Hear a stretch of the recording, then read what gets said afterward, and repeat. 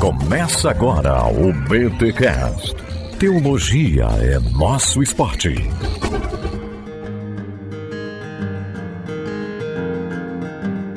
Muito bem. Começa mais um BTcast, número 429. Eu sou o Rodrigo Bibo, o assunto é pesado, mas é necessário. Eu sou a Marlene Antunes, sou professora, pedagoga e vamos falar sobre prevenção de abuso sexual infantil. É muito urgente. Nossa, é mesmo. Bom, não somente urgente, mas realmente um pouquinho difícil de comunicar. Mas muita calma nessa alma. Até eu, infelizmente, já passei pelo abuso, mas eu estou aqui para dizer que não mais crianças precisam passar por isso e prevenção é o caminho. Olha aí, e você é quem? Marcela Thaís. Olha aí, gente, reunimos aqui. Esqueci meu nome. Mas o pessoal, quando você fez aí o Alma na Calma, muita hora nessa Alma na Calma da hora aí, que eu não tá valendo. Tá valendo? O pessoal já, eu conheço essa voz. Estamos aqui com a cantora, gente, Marcela Thaís e a pedagoga Marlene Antunes, que, por sinal, são parentes, né? Você, Marlene, é a sogra da Marcela, é isso? Isso, sou a sogra da Marcela, a minha filha do coração. Que coisa linda. E elas, pena que vocês não estão vendo, galera, mas elas estão gravando de um sítio. A Marlene mesmo tá numa paisagem linda, maravilhosa, com flores atrás. Até galinha já passou voando ali. Enfim. E a Marcela Thaís, é o sítio da Marcela, tem até piscina. Já falei pra Marcela que eu quero virar amigo íntimo dela, sem interesses, né? Mas aquela piscina eu achei maravilhosa. Já imaginei eu e a Mileninha nadando naquela piscininha. Mas, gente, Já pensou que honra? Não, mas vamos marcar. Vamos marcar, Marcela. Aí a gente faz uma reuniãozinha à noite, com violão, você cantando, eu levo a palavra, tá tudo certo. Ai, gente, que lindo! Fechou. Lindo. Em janeiro eu tô aí. Na verdade, eu tô um pouco nervoso, acho que eu tô falando tanto assim porque eu tô um pouco nervoso, porque é um assunto muito sério que nós vamos tratar hoje, que é sobre educação sexual infantil, sobre abuso sexual, quando falar de sexo para as crianças, como falar, como fazer a criança entender um pouco esse assunto. Enfim, nós estamos aqui com as duas, a Marlene Antunes e a Marcela Thaís, porque elas lançaram aqui o Turminha Corajosa e Esperta, que inclusive é uma história infantil e tem ilustrações do Guilherme Met, que pra quem não sabe que é o Guilherme Met, ele é o capista aqui do Bibotalk, ele faz as vitrines do nosso podcast e também fez a capa do meu livro, O Deus que Destrói Sonhos. Mas a gente vai falar um pouquinho mais sobre isso nos recados paroquiais.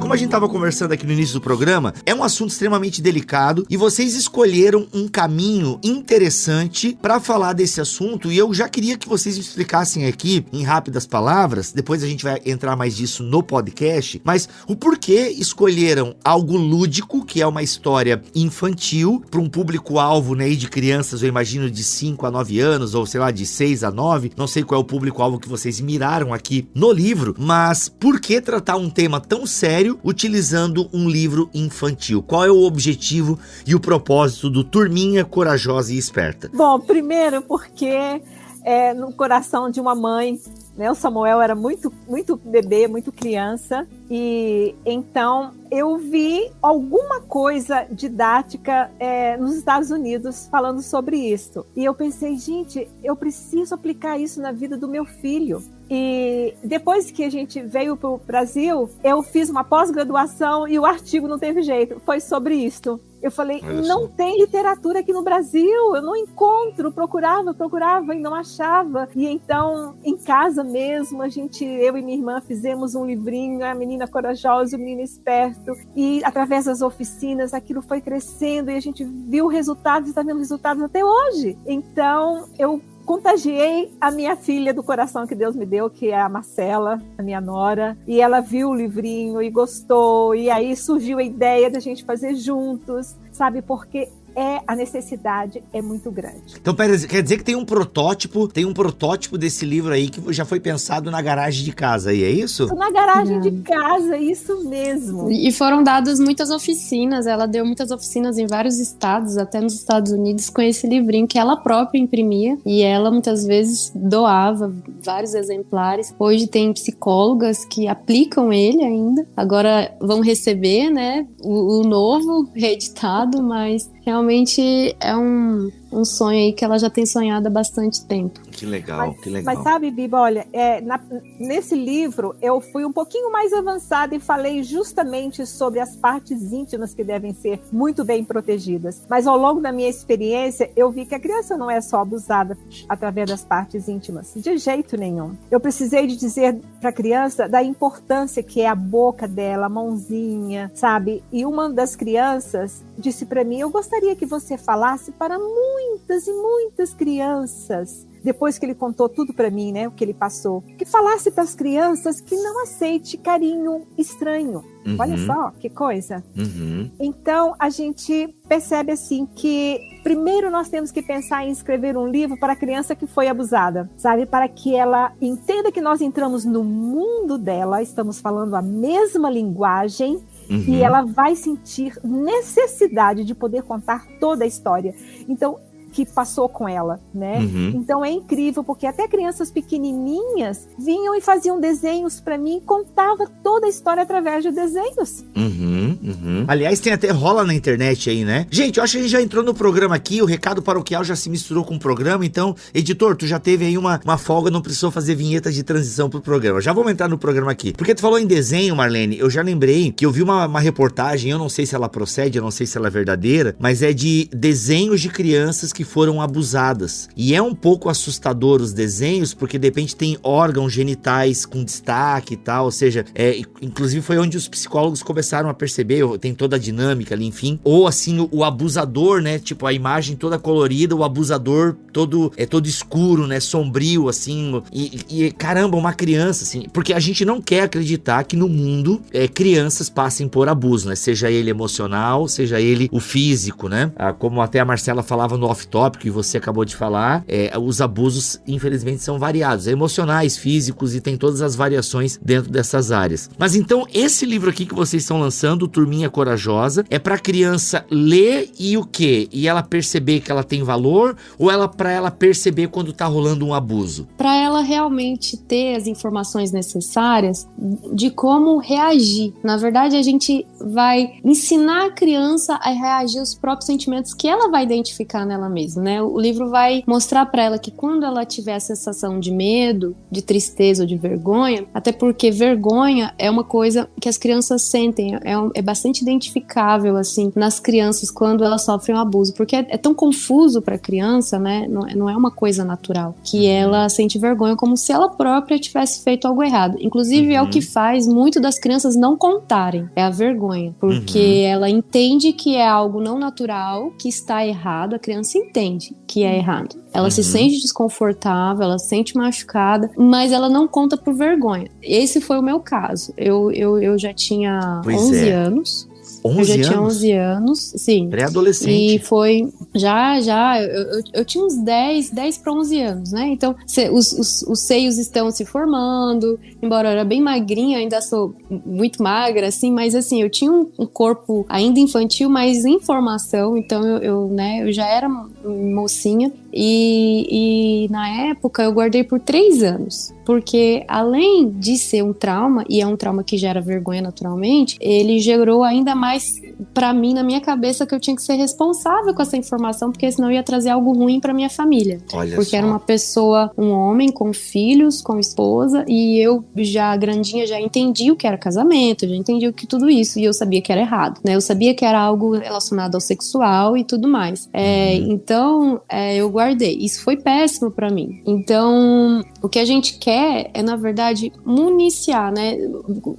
Colocar pra criança que, na verdade, está tudo bem, que é gostoso e vai fazer, é benéfico para ela expressar os sentimentos dela. Por quê? Porque com certeza, se ela passa por um abuso, ela vai passar por essas 3 etapas, que é a do medo, a da vergonha e a da tristeza. Medo, vergonha e tristeza, Então, assim, isso vai gerar na criança. Aí, se você mostra para ela e deixa claro que numa situação assim, ela precisa, pode e deve falar com um adulto de confiança. Inclusive no livro, né, nós temos também atividades em que ajuda a criança a pensar, porque às vezes a criança nunca parou para pensar, ela sabe, mas ela não deixou bem definido, meio que como aquele 190, sabe? Às vezes a criança não vai saber ligar para 190, mas você coloca ali uma informação bem útil e prática na mão da criança, quem ela deve processar se algo assim acontecer. Até porque é um trauma. E às vezes acontece mais de uma vez. Às vezes tem criança que sai correndo, que sai desesperada para contar. Tem criança, e essa é assim, 90% dos casos, elas se fecham. Então eu acho que o trabalho de comunicação para a criança identificar, a criança, mas é criança, não vai saber. As crianças sabem sim identificar os próprios sentimentos. A criança entende, quando é triste, é feliz, dói, entendeu? Ela entende. Então assim, a gente tem que lidar com o básico que a criança já sabe. A gente não vai inserir uma nova informação para a criança. Infelizmente esse mundo que você vive, ele não é colorido como o papai e a mamãe queria que você acreditasse, entendeu? Sim. Porque a gente como, né, ainda não sou mãe, mas assim, eu acredito que a gente quer que o nosso filho veja o melhor do mundo. Mas infelizmente esse é o mundo que a gente está. Então o nosso dever não é esconder essa informação da criança. Pelo contrário, é dizer para ela que existe a possibilidade dela se machucar. Mas o que ela deve fazer? Diante de um perigo, diante de uma situação, e não somente já machucar, a gente mostra situações, como por exemplo, se alguém oferece carona, situações, a gente mostra no livro situações, né, que a criança pode vir a passar e que nós não vamos dizer pra ela assim,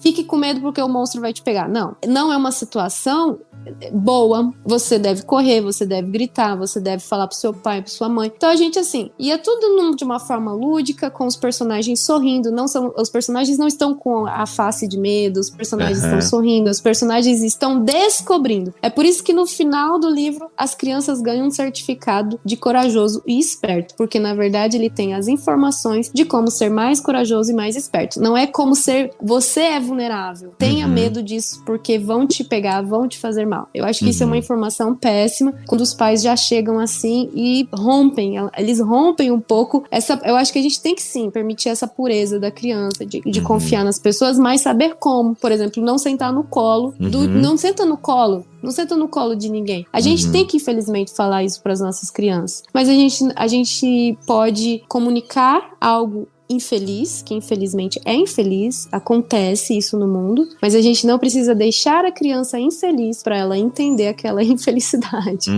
A criança pode, junto com ali a turminha corajosa e esperta, brincar, fazer parte, brincar, se sentir parte de outras crianças descobrindo algo no mundo, mas que na verdade vai ser bom para ela ter aquelas informações, porque ela se torna corajosa e esperta. Legal. Mas Marlene, essa questão aí de educação sexual infantil, pelo que a gente conversava aqui nos bastidores, você foi lá pra troca de fralda, né? Isso é realmente uma coisa que eu nunca tinha ouvido e parece que faz sentido mesmo. Fala um pouquinho pra nós sobre isso, né? Quando começa a educação sexual para as crianças, né? A Marcela acabou de contar, né, esse fato triste da vida dela, que já tinha 11 anos, já tinha uma compreensão de mundo, mas a gente sabe que tem abusos que começam muito cedo e duram anos, né? Até a criança ter uma percepção de que aquilo é extremamente errado, né? Porque depois até eu quero que vocês falem, porque como é que é a cabeça de uma criança que pra ela, na verdade, o abuso era o normal da vida e até ela compreender, caraca, isso não é certo, né? Mas enfim, essa é uma terceira pergunta. Vamos voltar pra troca de fraldas, Marlene, vamos lá. Então, as pessoas perguntam, como que eu vou começar a falar pro meu filho sobre prevenção de abuso na infância, né? É realmente desde quando a criança nasce. A mãe precisa saber quem é que vai trocar a fralda da criança. Quem realmente será permitido fazer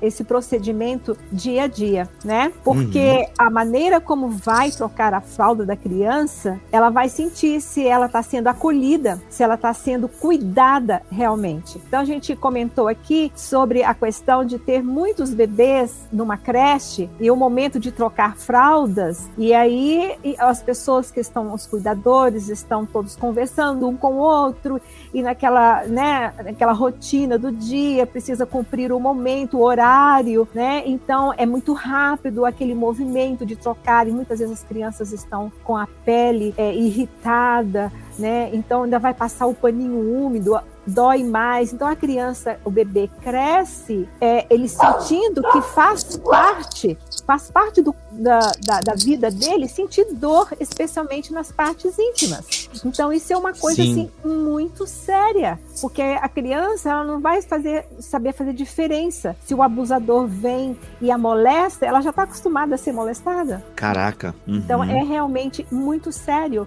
Nós temos que pensar justamente nessa questão, como nós vamos colocar pessoas cuidadoras para cuidar do bebê. Existem muitos bebês que estão sendo abusados, e o abusador, ele procura trazer para a criança como se aquilo fosse algo agradável, tanto para a criança como para ele também. Então, em troca, através de bombons, de chocolates, né, de algum brinquedo, e fala, se você fizer isso, né, há troca de gratificação. Então, isso é difícil para a criança entender. Então, não podemos pensar que a criança vai ser abusada com pessoas de fora. Não, está perto da criança. E isso que é assustador, né, Marlene e Marcela? Porque os índices são altíssimos, né, do abuso ou por algum parente, ou o próprio pai, né, ou a mãe, enfim, irmãos, primos. Então, e até na igreja, né, é uma parada assim assustadora, você saber. Nesse ranking aqui, ó, em primeiro lugar nesse ranking é padrasto. Aí, primeiro lugar, padrasto, aí, se não me engano, pai, vô e tio. Então, meio que ali na mesma linha. E aí, nesse segundo grupo aqui, já começa a entrar mulher, por exemplo. Eu conheço caso de uma moça que era abusada pela cuidadora. Exato, é o caso. Ela foi iniciada a vida sexual por muito tempo. Então, existe, a gente não pode dar mole. Assim, os meus pais sempre foram super cuidadosos, não deixavam nem eu dormir na casa das amiguinhas, porque achavam que talvez os pais ou o irmão, alguém poderia.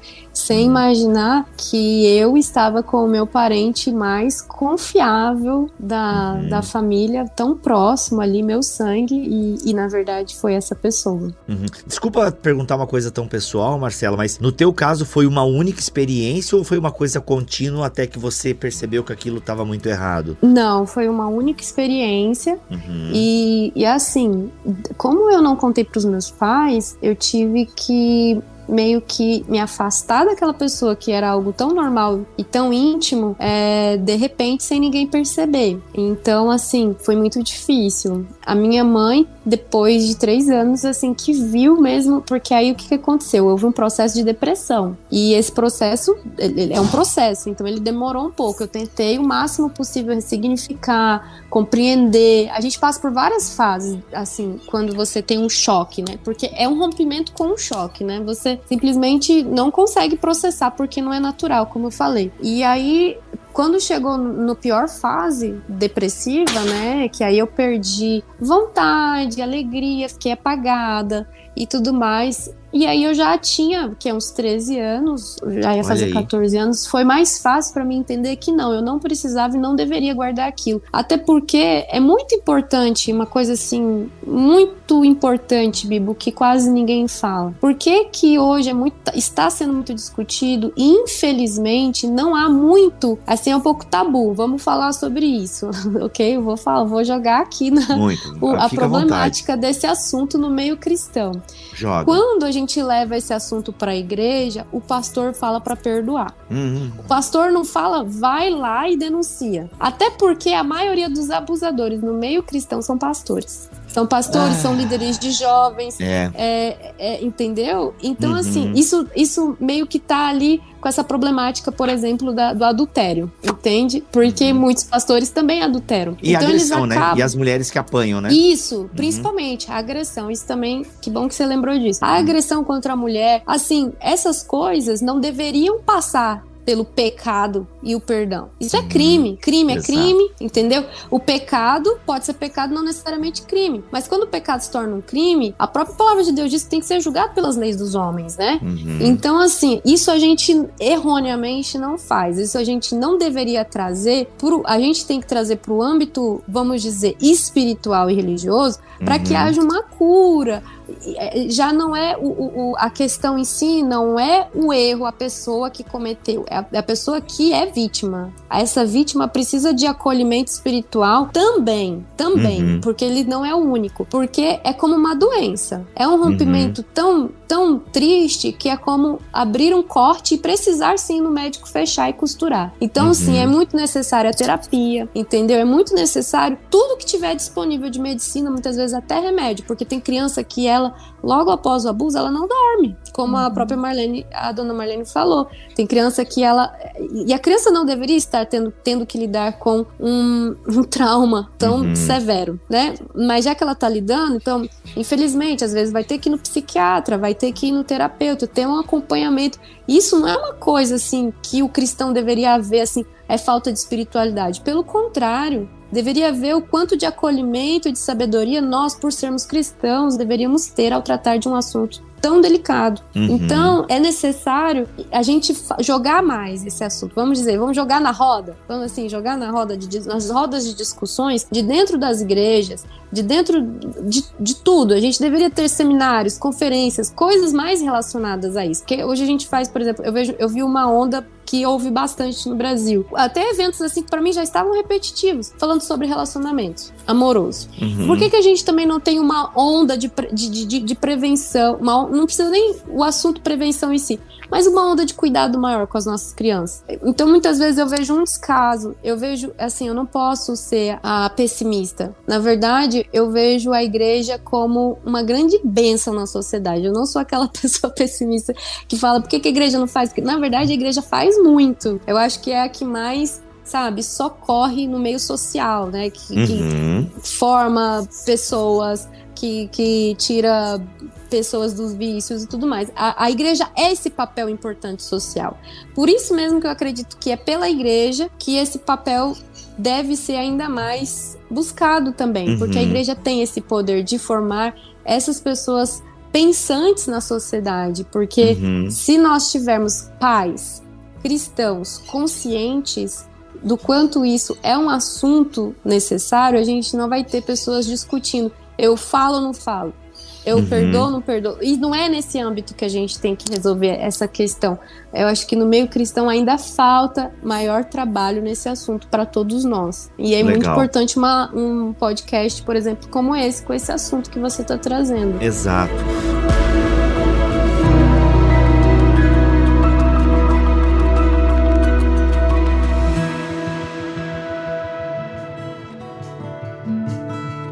Mas e aí, Marlene, voltando então lá, porque como é que a igreja faz isso, né? A gente tem aí essa bola levantada pela Marcela. Como é que a gente faz? Quais caminhos a igreja tem? Como é que a gente trabalha isso? Enfim, como identificar, né? Tem tanta pergunta que dá pra fazer, a cabeça fica até fervilhando aqui, mas pegando então esse flow que a Marcela levanta e traz, por onde começar? Como que a igreja poderia pensar e agir mais sobre essa temática do abuso sexual infantil? Bom, aí a gente pode passar a Bíblia para uma coisa bem prática. Ótimo. Agenda do ano, prevenção de abuso sexual para o rebanho. Olha. E aí não é por capela, para todas as idades, é por faixa etária, sabe? A dosagem do remédio tem que ser de acordo com a faixa etária. Olha aí. E implantar oficinas pedagógicas. Começar com os pais, conversar com os pais, que a necessidade é muito grande. A necessidade é tremenda, porque a prevenção começa não fazendo o trabalho diretamente com a criança, mas é com os pais. Então, por exemplo, as crianças que apanham, as crianças que recebem muito gritos, a criança que não é ouvida, a tendência dela é fechar. E não expor o que ela está passando. Então, é muito necessário ter um trabalho com os pais, né? E depois, o trabalho com as crianças. Então, o livro A Turminha Corajosa e Esperta, a gente procurou escrever de uma forma que o professor, por exemplo, do departamento infantil de uma igreja, pode pegar e falar, olha que interessante, vamos fazer o que é esse livro aqui, né? Nós vamos ter a personagem da Tatá e vamos ter a personagem da tia Lene e vamos usar a caixa surpresa e vamos trabalhar nessa temática. E esse livro é um leque que quem passa a ler vai falar, nossa vida, eu vou fazer muita coisa aqui com esse livro. Então, é ter criatividade. Por exemplo, a menina Esperança, que foi abusada, mas aí não fala que aconteceu alguma coisa triste com ela, mas não fala o que foi que aconteceu. Mas como diz Freud, quando Pedro me fala de Paulo, eu sei mais de Pedro do que de Paulo. Então, se a criança começar a contar, eu acho que aconteceu isso, isso e isso com a Esperança. O livro não fala. Eu acho que aconteceu isso e isso com a... Gente, olha, a criança está contando a história dela. Isso é coisa científica, né? Então, assim, é amplo. Só que eu e a Marcela, não colocamos tudo no livro que precisava, sabe? Eu acho que é importante ter a parte prática, as oficinas, como que o pai pode falar com o filho e tal. Então, assim, realmente esse aí é o primeiro pãozinho que a criança deveria estar recebendo, né? Tem muito trabalho para poder ser feito, e eu tenho certeza que qualquer um que pegar, qualquer educador, pai que pegar neste livro, ele vai poder ter um caminho amplo para poder conversar. A minha criança foi abusada, eu vou saber a hora certa que eu vou dizer para ela. A criança nunca não sabe sobre isto, apesar de que as nossas crianças hoje já estão sabendo, né, dos coleguinhas, né? Aí é uma hora dos pais falar realmente, abertamente para ela.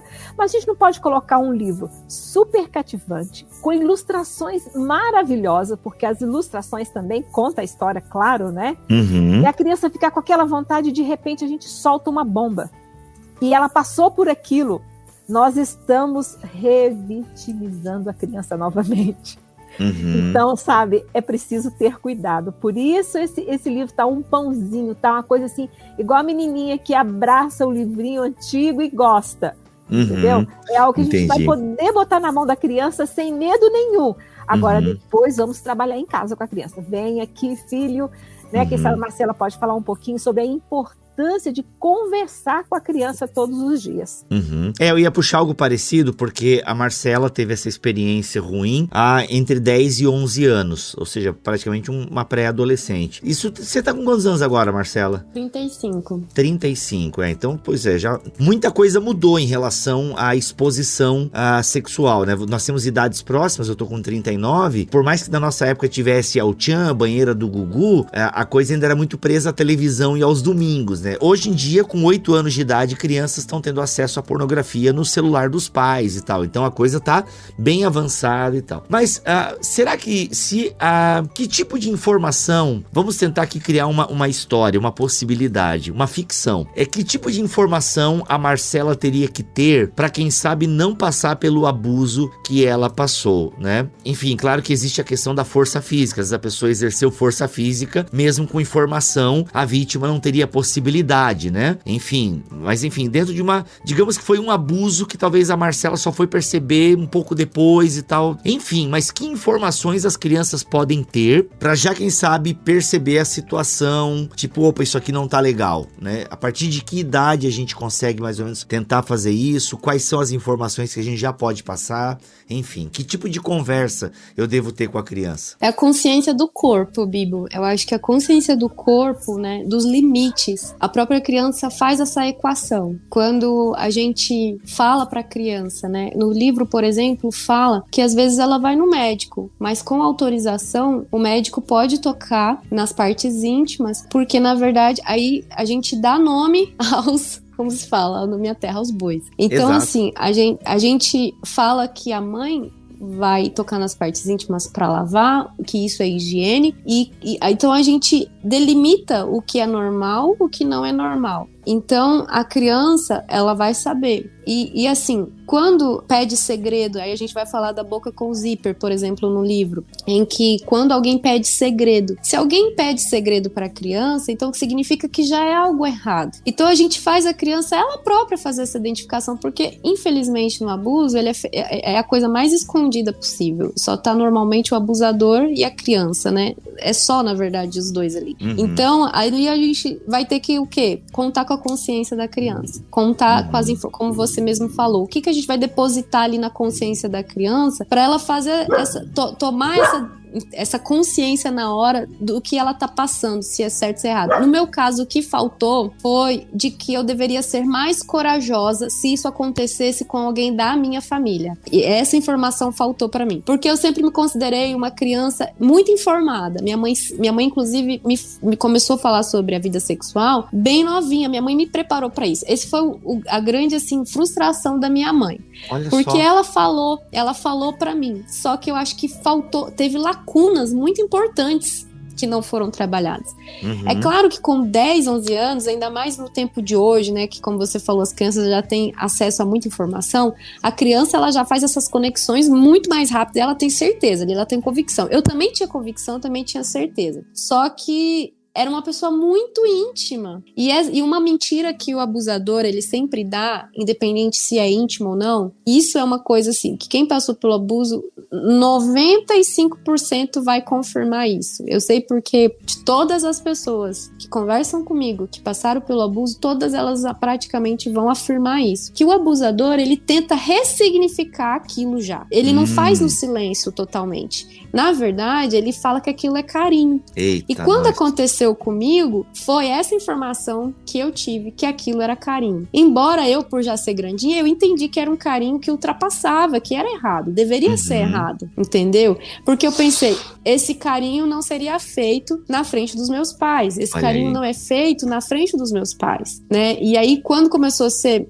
invasivo, porque houve toque, eu não houve o estupro, mas houve o toque, né? Aí, muito importante a gente identificar que o abuso sexual, ele não é aquele simplesmente que há penetração, que há a masturbação ali com a criança e tudo mais, mas o abuso é tudo aquilo que passa do ponto com a criança, que sabe, rompe esse limite do respeito com a criança, é o que a criança não quer, que a criança não faz parte da criança. Então se você, por exemplo, mostra imagens pornográficas para uma criança, isso já é um abuso sexual. Essa pessoa já é enquadrada, entendeu? Então, assim, tudo que a criança é exposta, se um casal faz sexo na frente de uma criança, isso é abuso sexual. Porque abuso sexual é tudo aquilo que eu exponho uma criança a conteúdo sexual, porque conteúdo sexual e criança não tem a ver, a não ser que seja realmente educativo, de prevenção. Mas a criança não foi feita pro sexo, né? Sim. A criança não é o mundo dela. É o cuidado que eu tenho com a Milena, né? Eu tenho uma filha de 7 anos e, obviamente, que eu dei muito banho na Milena. Aí depois ela, né, pequenininha, ficava em pé, então a gente ainda de vez em quando toma banho juntos, né? E só que assim, eu não lembro com qual foi a idade que eu já não lavei mais as partes íntimas dela. E aí a gente já ia falando já, né? Quem pode tocar ali, a gente sempre teve esse cuidado com a Milena. Olha, filha, papai não vai mais tocar nas suas partes íntimas e tal. E aí eu já uso termos mesmo, sabe? Vagina, pênis, eu não fico assim com esse... no começo até a gente falava pepequinha e tal, não sei o que, mas não, agora que ela tá com 7 anos, eu lembro de ter tido uma conversa com ela nesse sentido, e falando, olha filha, o papai não encosta mais em você aqui agora, tá? Isso aqui só quem encosta é a mamãe, o papai só vai encostar se você tiver doente, se o papai estiver em casa, o médico ou a doutora Priscila vai encostar em você e tal. Então assim, sempre tomando esse cuidado, porque eu quero que ela entenda que, né, essa parte do corpo dela, como todo o corpo dela, não é qualquer pessoa que pode ficar encostando no corpo dela, sabe? Que o corpo dela é algo muito precioso e que só quem pode encostar ali é o papai e a mamãe, no caso, numa emergência, a médica ou o médico quando for no hospital, e sempre acompanhado do papai, da mamãe ou da vovó ou da tia Mary, né, que são as pessoas que mais estão próximas a ela, assim. Então a gente já tem falado muito com a Milena sobre isso, sobre esse cuidado, que o corpo dela é algo muito precioso e que as pessoas não podem ficar encostando no corpo dela, né? Na vagina dela, no bumbum dela, sabe? A gente tem trabalhado isso com a Milena, assim, sabe? Só que agora eu ouço a Marcela contar essa história que de alguma forma, né, já era uma pessoa que a mãe tinha essas conversas, isso só mostra que eu tenho que estar sempre de vez em quando conversando com a Milena, atualizando e acho que uma coisa que eu nunca tinha tentado e foi legal vocês falarem é a questão dos sentimentos, né? Tipo, filha, alguém já fez alguma coisa pra ti e pediu pra você não contar pra ninguém? Que às vezes se você faz essa pergunta, você descortina alguma coisa que ela, tipo, Foi o que a minha mãe fez. Foi o que a minha mãe fez. Tem alguma coisa que você não me contou, que alguém fez contra você e você tá guardando? E eu lembro que isso foi na cozinha e eu desabei, eu literalmente caí no chão, porque eu tava segurando por 3 anos algo muito pesado. Isso é pesado pra se segurar sozinho. Eu lembro de ter, assim, escorregado, assim, na parede, no chão e chorado muito, muito, muito, muito. Mas quem girou essa chave foi a minha mãe. Porque quando ela falou assim, assim, você não precisa carregar nada sozinho, porque ela já estava sentindo que eu estava diferente. Então, Bibo, essa questão não só do pai comunicar, mas ser atento a sinais é muito importante, porque a criança, quando ela passa pelo abuso, é quase que sempre os mesmos sinais. A criança, ela vai, ou no corpo, a criança pode ficar doente, tem criança que vai ficar com sinais de ou vai descontar na comida, ou vai parar de comer, vai ter algum problema gástrico. Tem sinais que saiu o trem do trilho um pouco, tá diferente. Observe, pai, os sinais, que a sua criança, ela vai dar sinais, tanto de que ela tá feliz, quanto de quando ela tá escondendo alguma coisa, ou que tá difícil carregar alguma coisa. O abuso é algo difícil de carregar. Então, se você vê a sua criança pesada, significa que ela está segurando alguma coisa que ela não deveria segurar. Esse é o principal sinal. Sua criança vai ficar pesada. Antes ela era colorida, minha mãe sempre me chamou, graças a Deus, isso não foi algo que definiu a minha história, de alegria da casa, porque eu sempre fiz muita piada, eu sempre não deixava ninguém quieto no lugar, eu sempre era a alegre da casa, graças a Deus até hoje. Sou cheia de vida, mas esse foi um sinal que fez a minha mãe identificar que algo não estava bem comigo, porque eu estava apagada. Se a sua criança ficar apagada de repente, né, mais nos cantos, não te conta tudo, desconfiada, atente aos sinais. Marlene, por falar em sinais, você trabalhou em abrigos, né? Eu não entendi direito ali enquanto nós conversávamos off-topic, mas você trabalhou em algum lugar em que tinha crianças abusadas e vocês identificaram vários sinais ali, né? Você pode compartilhar um pouco com a gente? Sem dúvida. Não eram todas as crianças, né, que passaram por abuso sexual, eram diversos tipos de abusos, né? Mas especialmente nos meus últimos anos, foram uma leva de crianças que a maioria delas, sabe, foi realmente assim, meus filhos já estavam adultos na época, então foi casos assim que a gente não pode estar expondo, né, mas foram casos muito graves mesmo, de crianças assim que foram abusadas por muitos ao mesmo tempo, crianças que foram abusadas pela mãe. Havia uma criança que ela começou a ter confiança comigo porque tinha um jardim muito grande, então quando era à tardinha, eu chamava as crianças para poder molhar uma ou outra, né, para poder me aproximar e molhar as plantas. E dali a gente começava a conversar. E então houve essa menininha que eu disse, né, que escondia na hora do pôr do sol, porque era o momento que ela sentia que o abusador estava chegando. Olha, né? Aí. Então havia crianças que faziam xixi na cama todas as noites, pesadelo também todas as noites, e com a terapia da música, das histórias, tudo isso foi acabando, sabe? E aquelas crianças e adolescentes foram recebidas com caixas grandes de remédio de psiquiatria, e quando saíram do abrigo, saíram sem nenhuma medicação. Mas então nós acreditamos assim que é preciso ter muito cuidado, mesma maneira como a gente fala com a criança, porque, Biba, você foi muito sábio, sabe, em conversar com a tua filha, dar os nomes certinhos das partes íntimas do corpo. Mas aí eu fico pensando, a criança que sofreu abuso, ela não suporta ouvir falar nada sobre prevenção, sobre nada que fala do corpo dela. Por quê? O corpo foi roubado, é como se o corpo tivesse sido roubado, sabe? O que eu poderia dizer? É como se ela tivesse sua alma andando, o corpo para ela é algo que não é prazeroso, é algo que só traz sofrimento. Que não é só dela, né? Que não é mais só dela. Que não é dela, foi roubado, é como se tivesse essa sensação, sabe? Essa sensação. E que o corpo realmente é algo que só traz sofrimento para ela. Então havia meninas que às vezes as pessoas tentavam vir conversar, psicólogo, mesmo alguns educadores, elas faziam assim, ó, para não ouvir, sabe? E então qualquer coisa assim que poderia, sabe, é imperceptível assim para você, para mim, mas para elas não, era algo que elas percebiam que estava falando dela e revivia o trauma novamente, sabe? Sim. Então isso é muito triste. Por isso é que a gente tentou lançar um livro assim que o pai e a mãe pode trabalhar com a criança, mas ela pode ter livre acesso nesse livro, e que ela vai se sentir bem. Quando ela se sentir bem, como a Marcela disse, ela vai sentir vontade de expressar aquilo que ela está sentindo. Essa aí é a primeira sementinha, né? Ô Marlene, tu é formada em marketing? Não. Porque olha, você vende bem o livro, hein? Olha, você consegue encaixar a propaganda assim de forma suave, parabéns, hein? Olha, eu achei que eu fazia bem isso, mas tu tá de parabéns. Olha, gente, vocês têm que comprar esse livro aí, vocês perceberam a doçura da Marlene falando aí. Não, mas brincadeiras à parte, Marlene, é porque o pessoal brinca comigo que eu enfio as propagandas assim, bem no meio da conversa de forma sutil, mas você é muito bom. Mas sabe o que é, Pipa?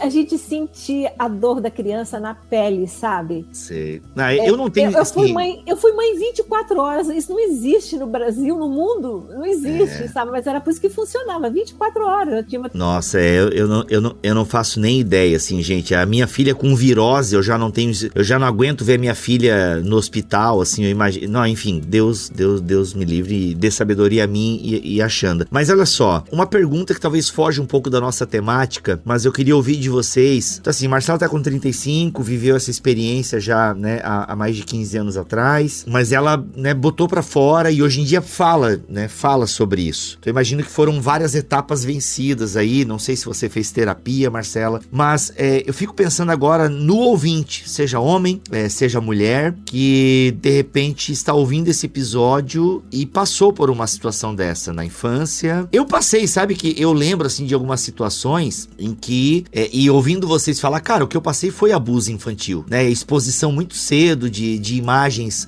pornográficas. Eu tenho memória de receber uma caixa de revista de mulheres nuas, na época a gente falava mulher pelada, né? Eu recebi uma caixa de revista de mulher pelada quando eu tinha, acho que meus 9 anos. E olha só como falta mesmo orientação pros adultos, né? A pessoa que me deu a caixa de revista tirou do seu cônjuge, porque isso tava de alguma forma prejudicando o casamento. E aí deu pra uma criança, né? Eu tinha 11 anos, eu não lembro. Não, pega aqui, eu vou dar pra essa pessoa agora aqui, porque, tá prejudicando o meu marido, eu vou dar pra essa pessoa aqui. Tipo, será que a pessoa não se tocou que eu era um homem em formação, né? Então, assim, como realmente esse assunto, ele é complicado, né? Não é que ele é complicado, ele é mais amplo do que realmente o toque, do que a penetração, enfim, né? E aí, mas a minha pergunta é, alguém que passou por algo mais traumático, né? Isso foi traumático na minha vida, mas talvez quando eu fui viciado em pornografia já foi talvez uma herança desse tempo, provavelmente, não sei. Não é algo que me afeta agora, mas eu nunca passei por algo físico, né? Uma violência física, enfim. Mas e quem tá nos ouvindo agora, meninas? E passou por isso? E talvez ainda esteja com esse esqueleto, sabe, no guarda-roupa. O que vocês diriam pra essa pessoa, assim? Tipo, eu não tive nenhuma orientação disso, eu não tive esse podcast no passado, os meus pais não estão nem aí, o abusador ainda é vivo, a abusadora ainda é viva. E aí, gente? Eu não sei se tem algo que a gente possa falar pra esse ouvinte. Bom, isso... Eu lembro que quando eu abri isso publicamente, eu tinha uns 30 anos, assim, houveram 7.000 mensagens, mais ou menos, falando que haviam sido abusados. Foi uma coisa, assim, muito de louco, assim, eu não imaginava. Meu Deus. Que eu contei, assim, mais ou menos, foram umas 7.000, sabe? Fora as que tu não viu. Fora as que eu não vi. Pelos comentários que eram frequentes, eu também, em média tava isso. Até hoje eu recebo. Às vezes, dependendo do assunto que eu comento, às vezes alguma coisa referente, ou em alguma live, abro esse assunto, às vezes não é nem esse assunto em si, eu recebo a semana inteira mensagem sobre isso. E é assim, é alarmante. Porque hoje, me ajuda com essa estatística, sogra, que agora eu tô com tanta estatística na cabeça que eu não sei se eu vou falar ela certa. Entre cada 5 mulheres, 2 já foram abusadas, pelo menos, sabe? Nossa. E às vezes 3. E às vezes, dependendo do grupo, quase 100%. Porque isso era algo meio que quase natural, sabe? Assim, antigamente, então, a gente fala assim, hoje. Isso não é uma coisa de hoje. Isso é uma coisa de sempre. Sempre existiu isso, sabe? Só que antes era mais tabu, antes não era conversado, antes não era exposto, né? Se eu me considerando hoje uma geração tão moderna, escondi por 3 anos, tendo todas as informações, não sendo refém daquela pessoa, porque muitas vezes, se aquela pessoa te sustenta financeiramente, até isso muitas vezes você pensa, se você é criança, você vai fugir de casa? Se é o seu padrasto, se é o seu pai, se é a sua mãe? Então tem toda essa problemática envolvida, né? Mas a primeira coisa que eu gostaria de dizer para quem passou por isso é: você não é culpado. Eu acho que ressignificar isso é o primeiro passo para a cura. Porque por mais que a gente saiba que não foi a gente que foi atrás, porque o que acontece? O abusador, ele mostra para você que você, de certa forma, tem culpa naquilo. O que fez isso comigo chegou, mesmo assim, depois de confrontado, ele não negou, ele assumiu, até porque não tinha como, eu já tinha uma idade que não... Porque as pessoas pensam, quando é muito criança, a criança pode estar imaginando. Mas já há muitos estudos e psicólogos afirmam isso, assim, com certeza, não baseado simplesmente no achismo, mas em estudos mesmo, que a criança não imagina.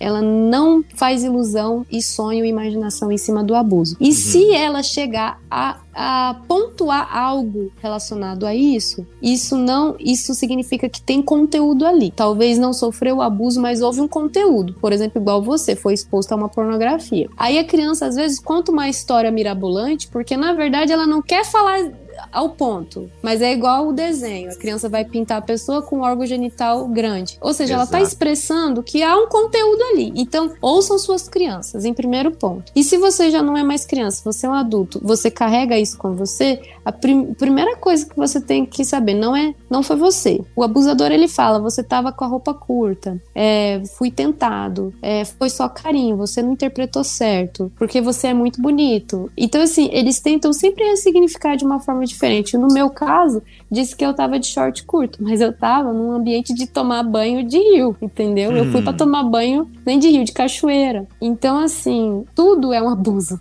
entende?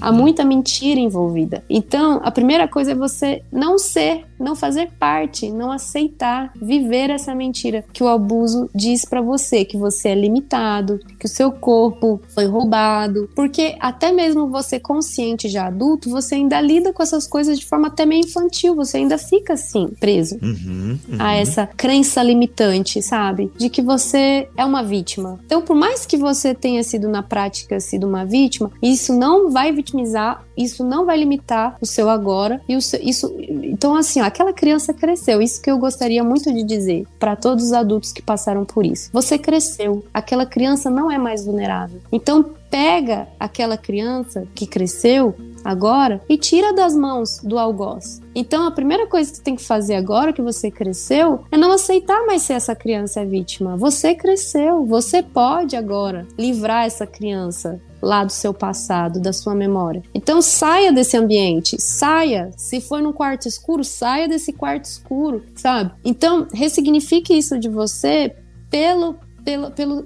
pela seguinte verdade: você não é culpado. E você não precisa ser essa vítima pra sempre, porque tem pessoas que ficam naquele quarto escuro, entende? Tem crianças que ficam pra sempre, eles ficam pra sempre rodando nesse assunto. E hoje eu só falo nesse assunto pra ajudar pessoas, não pra me vitimizar. Então hoje eu quero que a minha história... Hoje eu quero mais ainda vencer na vida, exatamente para provar que eu sou protagonista da minha história. Não vai ser essa pessoa que realmente, sem autorização, fez algo mal, que vai ser protagonista, que vai escrever minha história. Pelo contrário, eu, por ter sido lesada, eu tenho um Deus muito justo e que acaba, como um pai, me ajudando. Então eu sempre falo que pessoas que passaram por dificuldades, tristezas e traumas muito grandes, de certa forma, elas têm uma vantagem. Elas têm um pai justo do lado delas que vai, sabe, levantá-las. Então, são pessoas muito aptas a serem muito abençoadas. Eu creio muito nisso. De pessoas que passaram por momentos muito difíceis. Na verdade, elas estão mais ainda aptas a receberem bênçãos do céu. Porque Amém. Deus, ele é misericordioso. Então, hoje eu não me vejo como vítima do meu abuso. Pelo contrário, hoje eu me vejo uma heroína que pode ajudar pessoas nesse assunto. Então, ressignifique, saia desse papel de vítima. Eu acho que é a primeira coisa. E se essa pessoa ainda está viva na sua família, jogue no ventilador, porque essa pessoa precisa sair do anonimato, porque ela pode fazer amanhã com o seu filho, com o seu sobrinho. Então a gente fica protegendo, a vítima precisa ser protegida, inclusive vítimas em potenciais, porque pedófilos também envelhecem. E na verdade, muitos pedófilos são exatamente velhos, entendeu? Eles chegam na velhice e ali eles se aproveitam dessa imagem de bondoso, de inofensivo, para ficar com as nossas crianças sem a gente estar de olho, sem a gente estar suspeitando. Mas gente cretina, desculpa a palavra, também envelhece. Mas é isso mesmo. Entendeu? E não tem essa, não deixe sua criança no gabinete com o pastor, seja quem for, desconfie de todo mundo. A gente ora com o olho aberto, orar e vigiar. A gente tá aqui orando, mas o vigiar tá aqui, ó. Então, assim, é isso que, não isso deixa que assusta. A sua criança, não deixa a sua criança vulnerável. É que isso que assusta, né? A gente tem que abrir os olhos que, gente, o abusador pode ser alguém que você nem imagina, que não passa pela sua cabeça, porque, por exemplo, a Milena, ela tá com 7 anos, né? E aí tem as amiguinhas da escola, assim, tá? E tipo, já tem 2 momentos em que a Milena foi uma festinha de aniversário. Deixamos, sabe? Mas, amor, eu quero que você ligue de meia em meia hora e fala com a Milena, de meia em meia hora. Eu sou meio neurótico, porque é em ambientes de segurança que, sabe? Que tem... E quantas crianças vão estar lá, sabe? Se é só a Milena e a pessoa, não quero. Ou vai estar mais criança, ou não vai estar... Ou a Milena não vai também. Porque é nos ambientes de segurança, né? Pô, tu vai tomar um banho de cachoeira e lá tu sabe? Enfim, cara, tem que abrir muito o olho. No sítio da família. Tem ambiente mais confortável. O dono do sítio é seu parente. Você tá num feriado de escola. Você sempre foi pra aquele lugar. Todo mundo da família vai pra aquele lugar. Exato. Então, assim, realmente, você tá super certo, Bibo. Não é neurótico. Na verdade, você tá fazendo o seu papel bem. Porque, infelizmente, esse é o mundo que a gente vive. Se a gente não pode mudar o mundo, a gente muda as nossas atitudes, infelizmente. Exato. Olha, gente, eu gostaria de pontuar aqui o pensamento de algumas psicólogas que eu já entrei em contato. Nós, pais, devemos ter o olhar o seguinte: em todos os lugares a gente tem que imaginar que ali existe pedófilo. Não é seguro. E por isso a gente precisa de estar lado a lado com as nossas crianças. E na igreja, quantas repartições, quantas salas, às vezes, não está sendo usada naquele momento, né? Porque todo mundo está na nave da igreja e a criança vai só ao banheiro. Gente, a criança, o menino que entra no banheiro, ali entra homens também. Olha que ambiente que pode ser para o nosso filho. É melhor você levar momento. Sua criança com você, mesmo o menininho. Não é? Minha mãe sempre levava nós dois juntos pro banheiro. E se alguém se incomodar, que não vai, normalmente não se incomoda, mas até o grandinho, ou então fala alto na porta do banheiro: mamãe tá aqui fora, tá bom? Eu fazia Qualquer isso. coisa você grita. Não é fácil. Não, é que é isso. Infelizmente tem que ter essa atitude pra prevenir. E ainda assim, né, não é garantia de 100%, né? Mas a gente precisa fazer o máximo de estar antenado mesmo, sabe? Nos desenhos. Eu acho muito legal o que vocês falaram, né? Da criança que de repente tem um comportamento no mesmo horário, ou a criança que era alegre e começou a ficar triste, sabe? Tá antenado mesmo. A gente não pode tirar os olhos e perceber mesmo as pequenas mudanças, porque pode ter alguma coisa ali, assim, sabe? Poxa, é algo muito sério. Meninas, turminha corajosa e esperta, Marlene Antunes e Marcela Thaís, uma história para apoiar o diálogo com as crianças sobre o abuso sexual infantil. Se eu entendi, esse aqui é uma primeira parte e vem muito mais por aí, é isso? Uma introdução ao assunto, de forma bem leve. Mas isso aí a criança já vai ter muitas ferramentas, Bibo, disponível. Porque como a gente falou, a partir do momento que ela entende a identificar que quando ela tá triste, com medo, com vergonha, já é um sinal para ela contar o que ela tá sentindo, a gente vai falar aí do tesouro, do zíper na boca. Isso já é uma grande abordagem, até porque a gente quer realmente pegar as idades bem iniciais, então já é o suficiente, inclusive, para as idades iniciais. Aí os pais, né, esse livro é um livro de cabeceira para ir crescendo com a criança, né? A criança, porque a criança gosta de repetir o desenho que ela gosta. A criança, você é pai, você sabe. Exato, vai sei. Querer ouvir a história Me ajuda. várias vezes. Desse livro aí, os pais podem contar N histórias. Contar, inserir novos personagens, inserir novas situações. Olha, filha, tá vendo essa situação? Será que a gente pode pensar em outra situação que parece com essa, que também pode ser perigosa? né? Então tem como desenvolver. E tem orientações aqui atrás, né? Para os responsáveis, para o professor e a professora.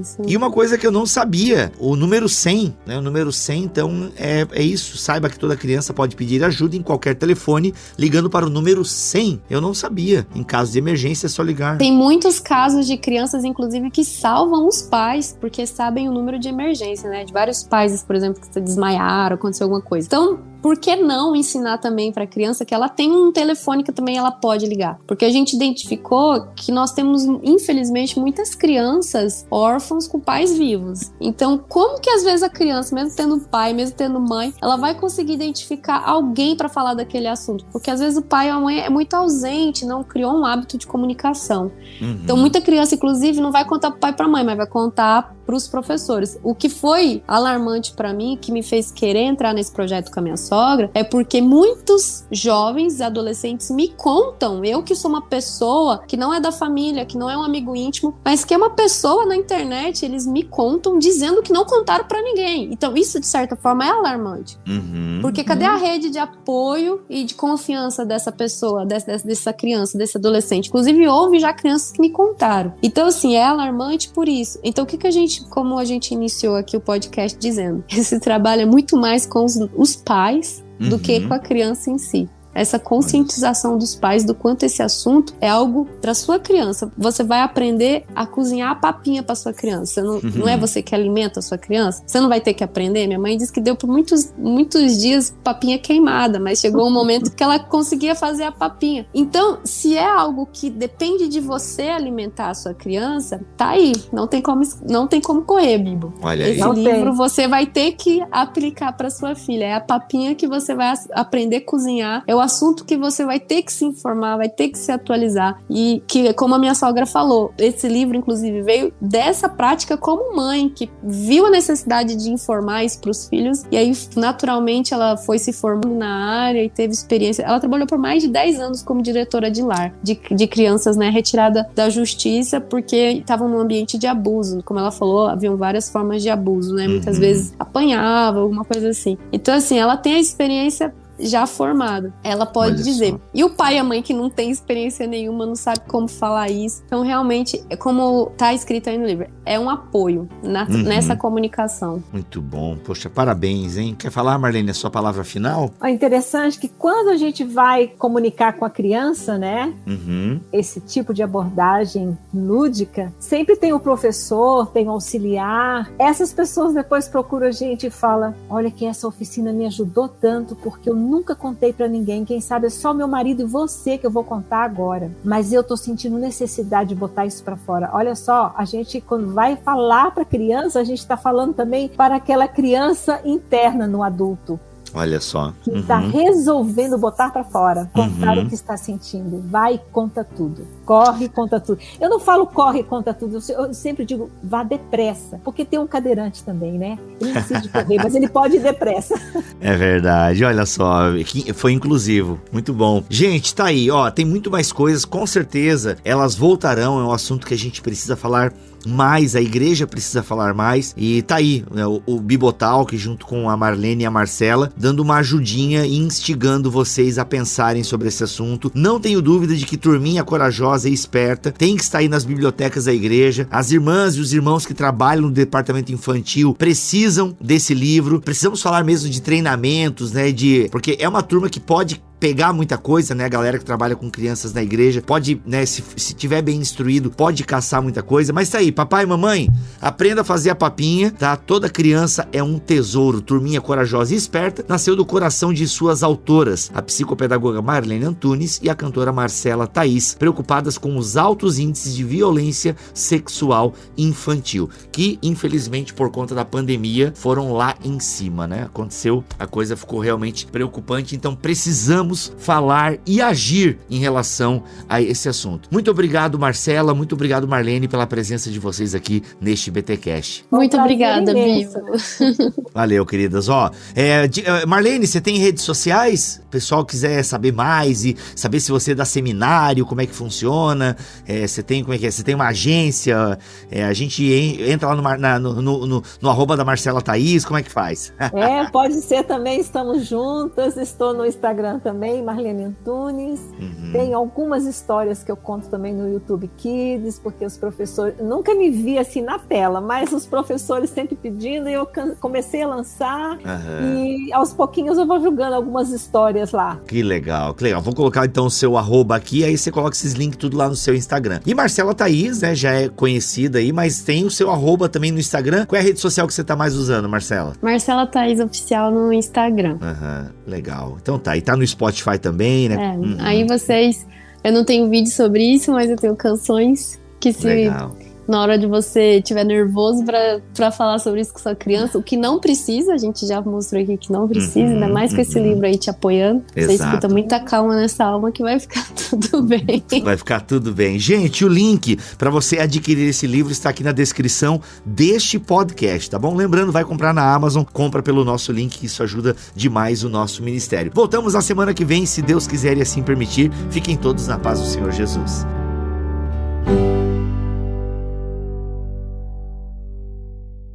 Este podcast foi editado por Tuller Bibotalk Produções.